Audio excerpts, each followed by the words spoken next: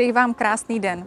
Mám pro vás byt vhodný k investici o dispozici 2 kk s výměrou 48,3 metrů čtverečních ve vyvýšeném přízemí s balkonem orientovaným do příjemné zeleně.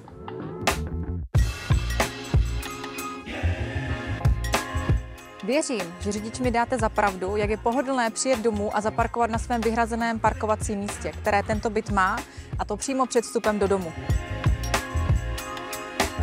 Tento moderní byt s dostatkem úložných prostor a výbornou dopravní dostupností je na Peškové ulici v Olomouci v městské části Povel. Z praktické chodby s vestavěnou skříní je vstup do dalších místností bytu. Kuchyně s obývacím pokojem má pohodlný vstup na balkon.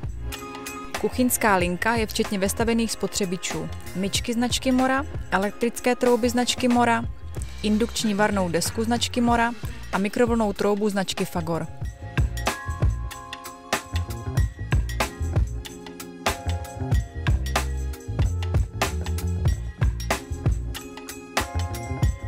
Koupelna je vybavena 2 umyvadly, sprchovým koutem a toaletou. Ložnice má jako svoji součást vestavěné skříně s dostatkem úložných prostor. Ve společných prostorách domu je možnost využít kolárnu, která je na stejném podlaží jako námi nabízená bytová jednotka.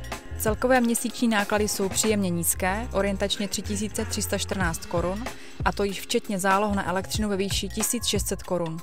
Plyn v bytě není. Těším se na vás na prohlídce tohoto bytu. Vaše realitní makléřka Jana Barabášová, Remax Deluxe.